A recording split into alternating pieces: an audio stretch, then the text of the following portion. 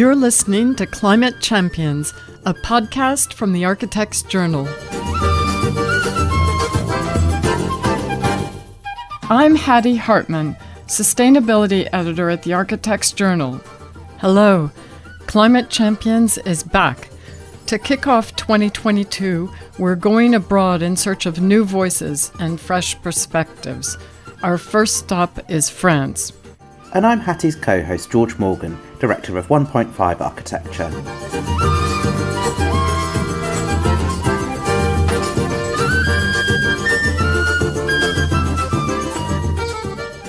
Really, to change the minds, you have to show wonderful architecture. It's not enough to say that it is sustainable.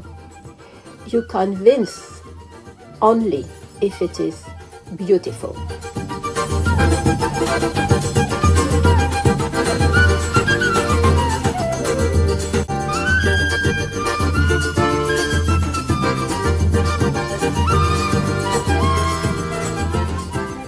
Our guest today is French architect, writer, and curator Dominique Gauzin-Müller, a leading proponent of timber architecture and bio-renewable materials, and author of numerous books about designing with timber long before wood became the material of choice for addressing climate emergency.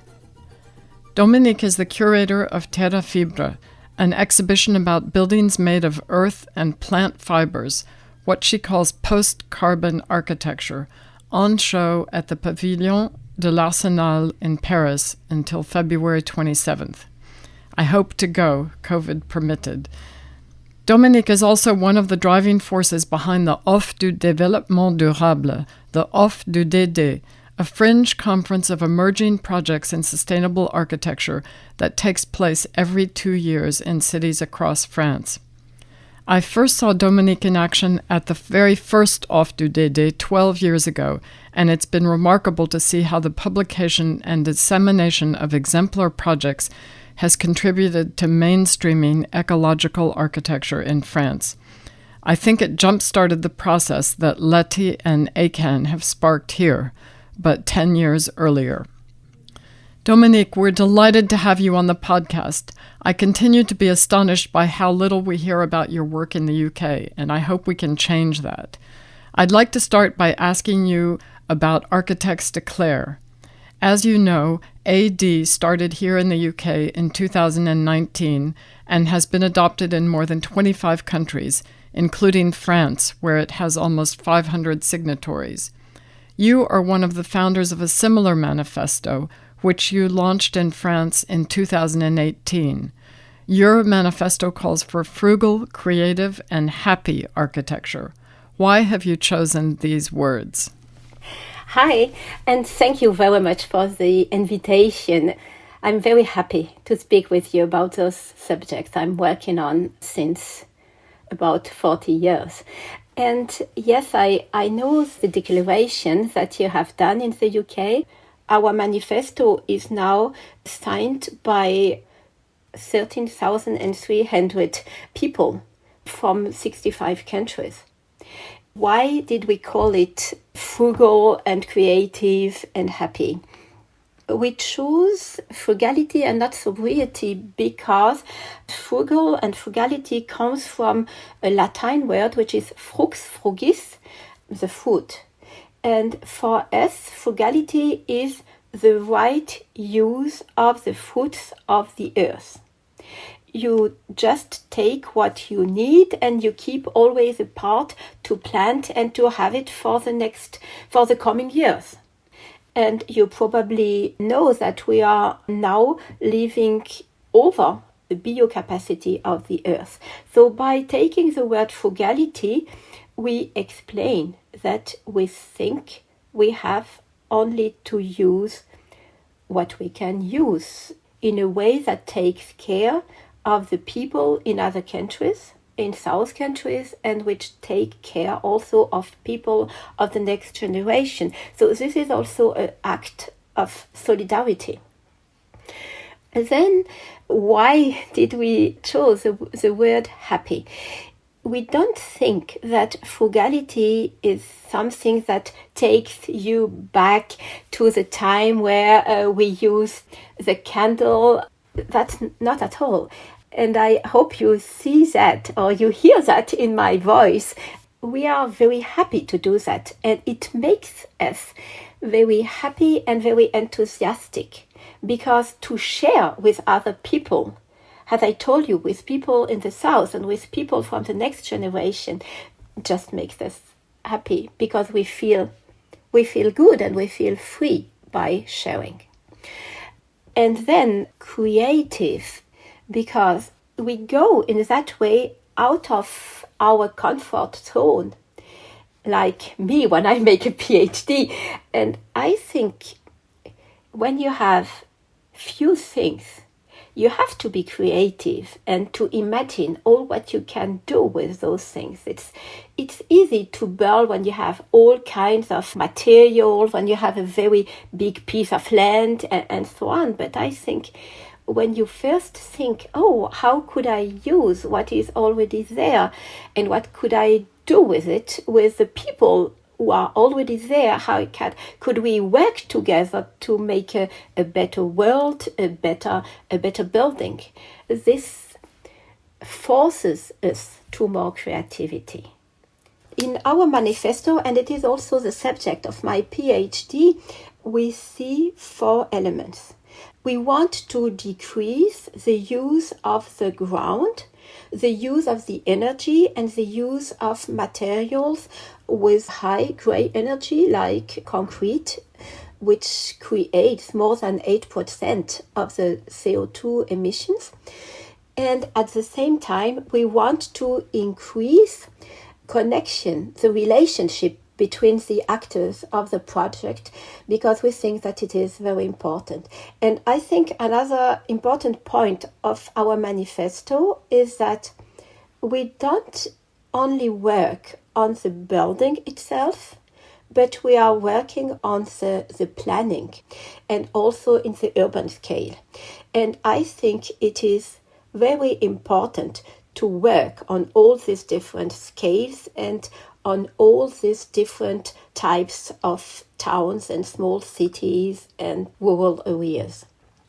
I very often tell to my students, if from now you only build sustainable buildings in an infrastructure which is not sustainable, it is like if you drop water on sand, just it disappears. So we really have to do everything together, and we speak about urban planning, but also about landscape planning. And in our groups, we have not only architects, but also engineers and landscape planners and urban planners. I totally agree with you. We've done a whole series here on the podcast about landscape. I just think it's so important, and I think architects too often don't pay enough attention to it from the outset of a project. So then there's the infrastructure as well. Like if you have a sort of amazingly sustainable house, but you need to drive from there to get anything, well, that's not in total sustainable. So yeah, that's good. Yeah, that's true. And if you eat meat twice a day. Oh, yeah. Yeah, it's really holistic, like permaculture, in fact. It's a philosophy. And I'm vegetarian since 12 years or even more, and I know why. And I never had any car. I drive bicycle, I walk, and I take the train, and I also do that for my students. They couldn't believe me if I would come with a Porsche to the architecture school, and if they would see me eating big steaks for lunch. So I think it's really a philosophy. And concerning the last thing, concerning our manifesto, what makes a big difference to other manifestos or texts which were written in other countries is that after we launched our manifesto, there were local groups which were created spontaneously. One was in Grand Est, so in Nancy, organized by former students of mine, and another one was in Bretagne, in Brittany, in Rennes.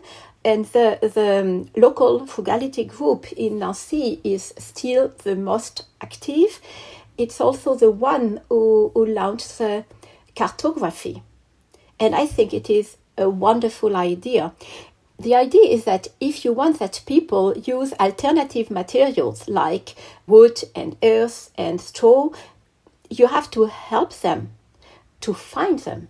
Because if you are an architect who till now just work with concrete and steel, you don't know where you can find the good wood to a normal price and so on. And Christophe and the team, they made a sustainable resource mapping, and they went to the quarries, they went to the sawmills and so on, and then they write also papers with what you can find them, which kind of wood you can find, and so on. And so anyone in the Grand Est who wants to build with wood know now, because it is an open source. We'll put a link also for your resource mapping.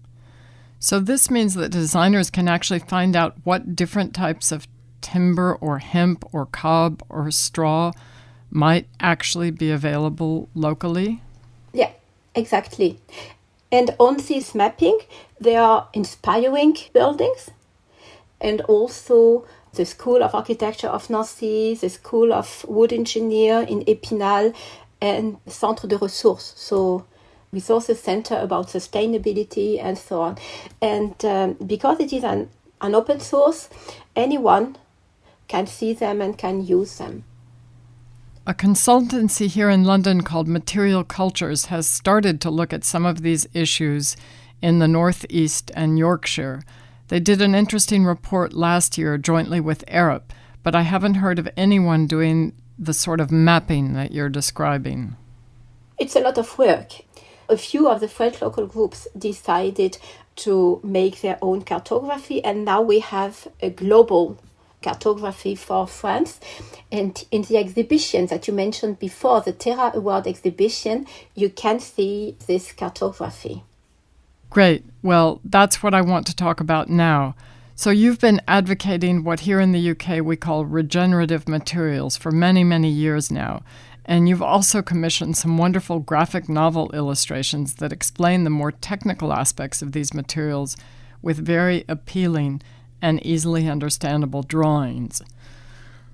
You started the Terra Award in France in 2016 to promote earthen architecture, followed by the Fibre Award in 2019.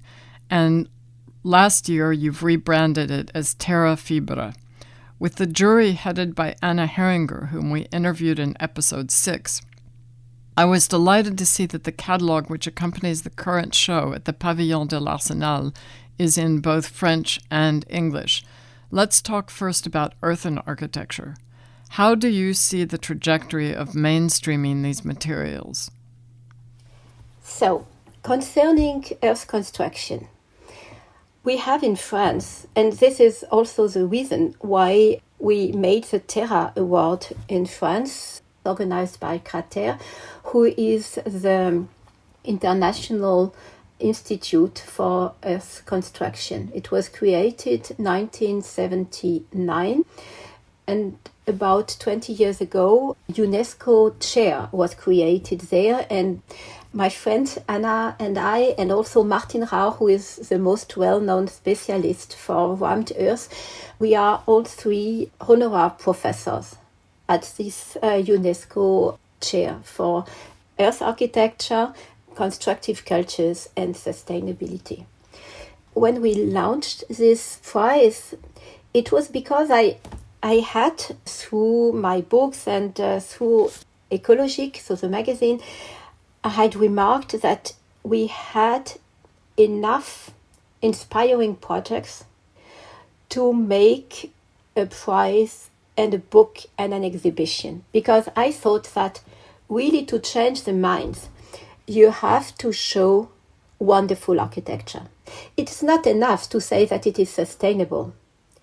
You convince only if it is beautiful. I totally agree. I've been fighting that battle for a long time. Yeah, and it was interesting. When I began 2007 with Ecologique, with a magazine, I had two young architects with me who had before nothing with sustainable architecture. And sometimes I showed them projects and they told me, it's perhaps social and sustainable, but it is not sexy. It's ugly. And then they showed me projects and I said, it's perhaps sexy, but it's not social and not sustainable.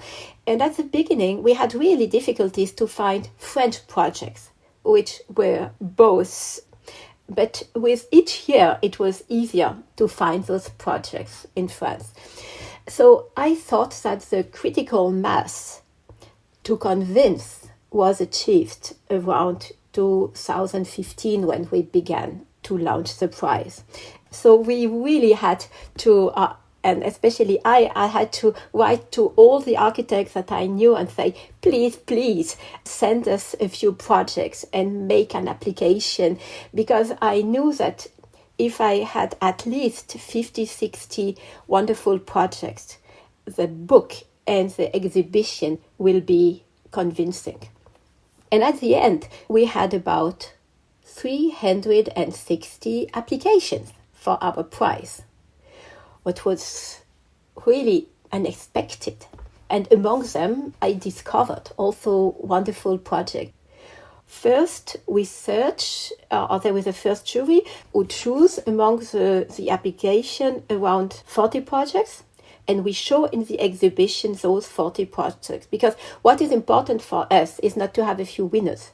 We want to show how many wonderful projects there are all over the world, from all the continents and all kinds of programs. So one family houses, offices, a lot of schools and so on. And really, for the Terra Award, we had a meditation center in Stanford and a small school in a rural area in Africa. So we also take care that we show all the different techniques of earth construction, old techniques, but also quite modern techniques like poured earth.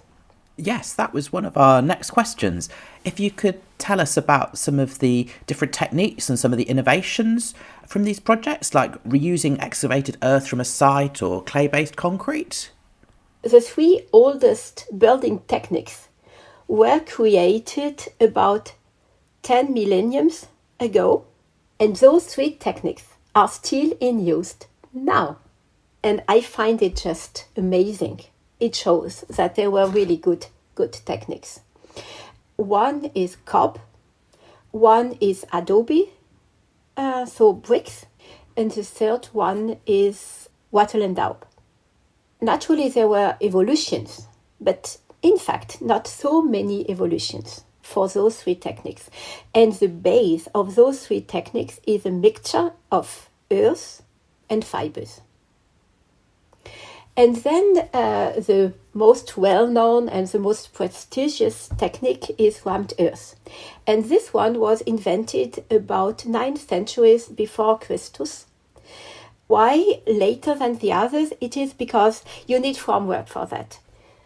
There was a first renaissance of rammed earth around the French Revolution in 1800 from François Cointreau, who wrote many books, which were also translated in English. And there is rammed earth also in Australia, for instance. It is because of the books from Cointreau. And then there was a new technique, which was invented about 70 years ago, so 1950, in Latin America. And it is CEB, compressed earth blocks. So first it was just a manual machine. Now you have electrical machines and even bigger machines. The advantages of the CEBs is that they are compressed, so they are better for the mechanical qualities. But most of the time the people put cement in it, 5-6% cement, and that makes them not so sustainable. First, because of the use of cement, which produces a lot of grey energy and a lot of CO2 emissions, but also because if you put cement in earth, then you can no more bring them to the earth at the end of the use of the building. So this is CEB, which has the advantage that You can produce a lot of them, many thousand pieces in a day. My friend Chitra Vishwanath, for instance, in Bangalore, in India, she has already built around 1,000 houses. And they make amazing structures, even with 15 meters span, with CEBs. One of the finalists of the Terra Fibra Award was built in Pondicherry by the Auroville Earth Institute. And the last technique is the poured earth. It was used in France. It began about 10, 15 years ago. And Guillaume Habert at the ETH in Zurich is also working on that. For me, it is really the best way for the massification of the use of earth in the construction. Because any firm who knows how to make cement concrete can make earth concrete. And they also have the formworks and they have all the infrastructure to do that. The problem is the mixture has to be quite fluent when you put them in the formwork, but within 2 or 3 hours, it has to become hard because you want to open the formwork to use them for the next piece of wall. Till now, mostly we use cement.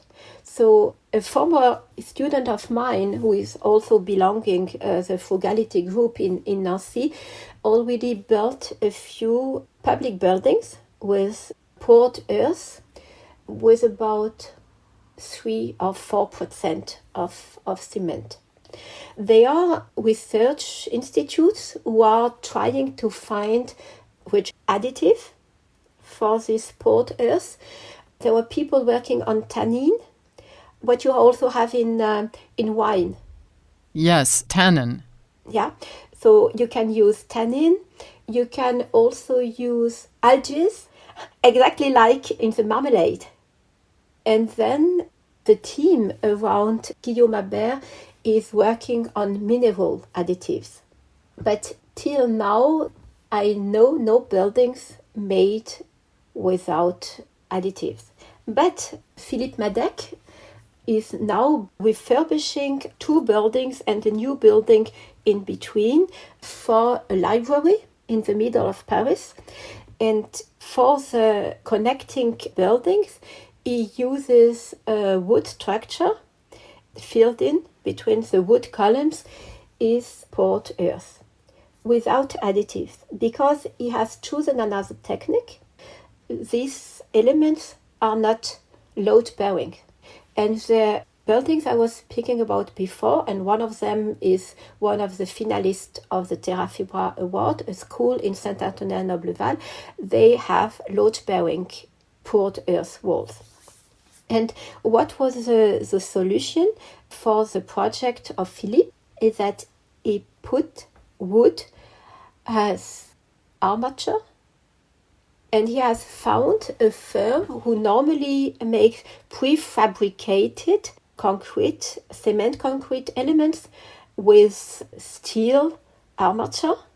And this industrial firm accepted to prefabricate those elements out of wood armature and poured earth. So this is the other way to make poured earth. But I'm quite confident that in a few years we will have find mineral additives who can help to use earth instead of cement. The other point is to use the earth from the site, so the excavation earth. And I don't know if you have heard about it, but they opened a few weeks ago in Sevran near Paris. It's called Cycle Terre, and it uses earth from the excavation of the project Big Paris, which is an enormous project.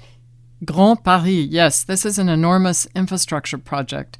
This is exactly what we need here, the public sector leading the way, like Network Rail or Transport for London. Yeah, Grand Paris, yeah. And so they have millions and millions of tons of excavations every year. And the idea is to use a part of these excavations and to transform them in earth products. So the Fabrique Cycle Terre began with CEB, mortars, plastering, and also prefabricated small rammed earth elements. The Fabrique in Sevran wants to use about 8 million tons of excavation earth every year. And the idea is not to make this fabric bigger, but to build many small factories around Paris and in other places in France, because we think that the local manufacturing is really the solution to use more and more bio-based and geo-based materials. And also reused materials, so what you call regenerative materials.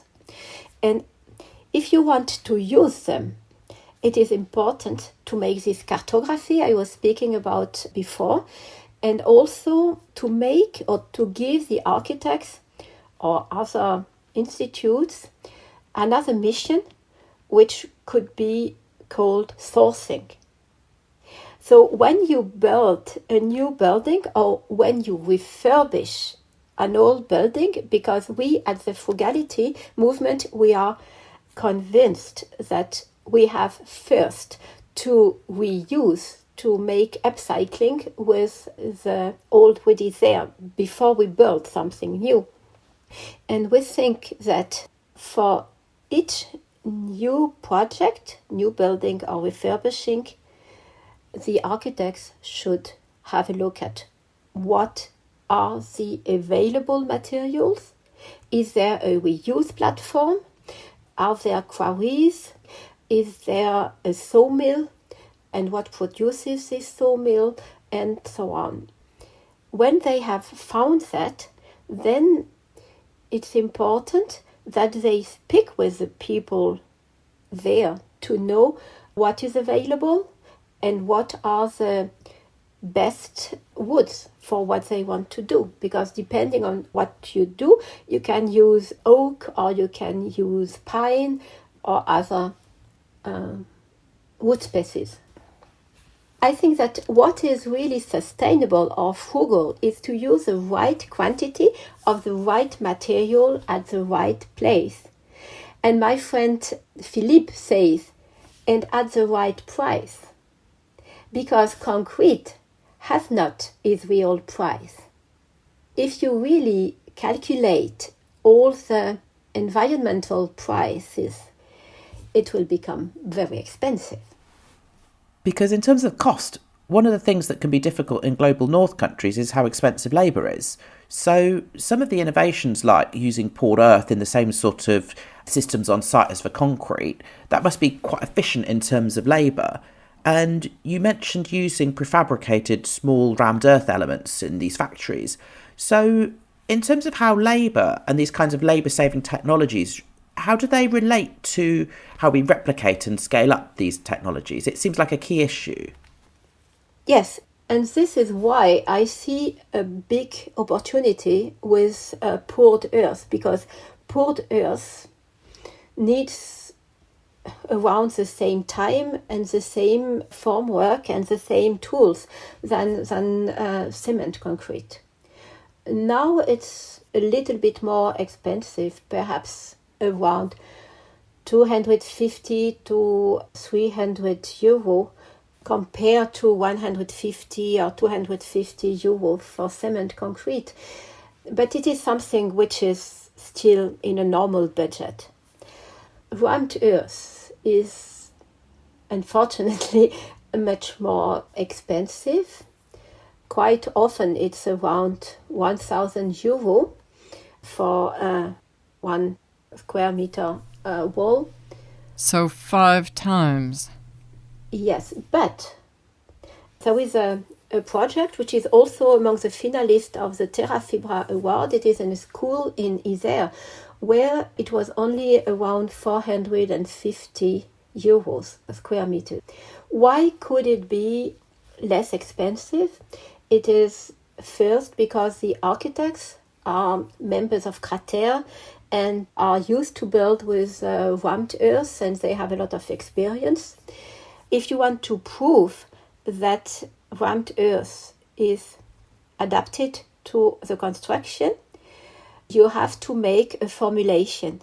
So you have to have a research center who makes a test, who works on the formulation, how many very small grains, how many bigger grains, so how much clay, how much sand, how much stones, small stones, bigger stones, and so on.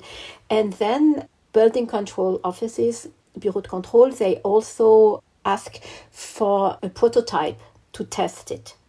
And this cost for one building, for one project, about 10,000 to 15,000 euros, which makes the project more costly. And in this case, because the earth is there in this special region is used since centuries to build houses and to build farms and so on, they know that this earth has a good formulation, and there were already prototypes. So this cost were not there, and also it was not so expensive because the firm had also experience.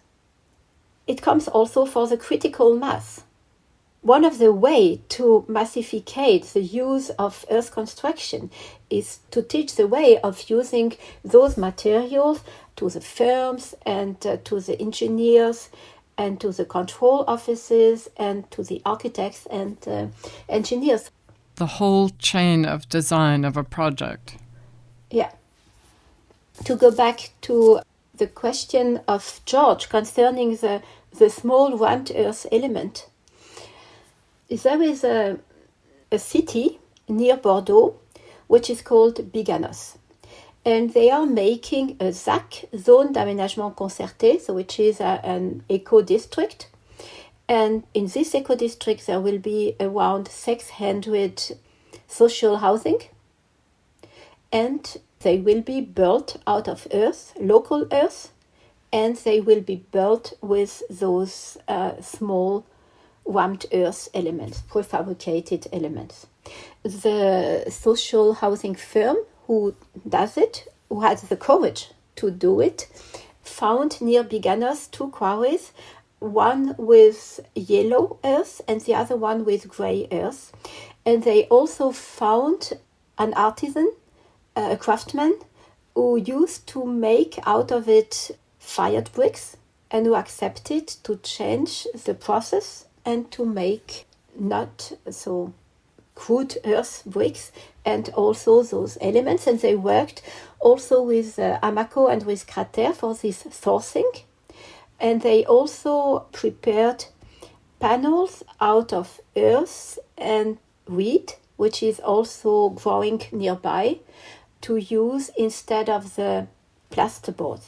So they also showed that they can replace the plasterboard with boards made out of local reed and local earth. Fantastic. We'll put a link in the show notes to some information about this project. Dominique, this is such a fascinating discussion, and we have so much more to talk about, but we're going to pause here and hold the second part of our conversation about fiber architecture, straw, hemp, and bamboo, for our next episode. I invite listeners to come back to hear more from Dominique about the burgeoning frugal architecture movement in France. In our next episode, she will reveal why 6,000 buildings have been built with straw in France over the last decade, how fire risk is being addressed, and speculate on why ecological architecture is proliferating faster in France than it is here in the UK.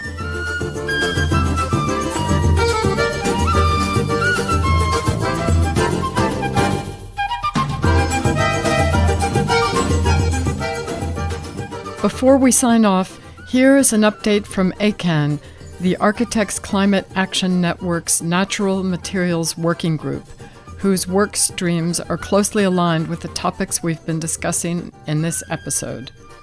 Since launching last year, ACAN Natural Materials have hosted master classes on building with straw, earth, and hemp. You can find all the recordings on the ACAN YouTube channel. An event with Strawbale UK about cave architect's Strawbale House in Hastings and a session on how airtight buildings can be breathable are coming up in February, as well as several live demonstrations at FutureBuild during the first week of March.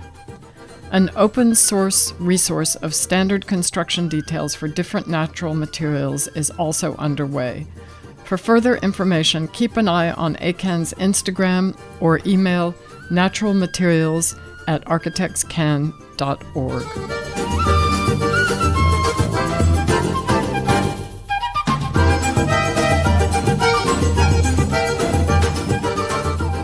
If you're enjoying Climate Champions, please rate us and subscribe on your favorite podcast platform. It helps people find us so we can build an audience. You can find the show notes for this and previous episodes at architectsjournal.co.uk/podcasts. Thanks for listening.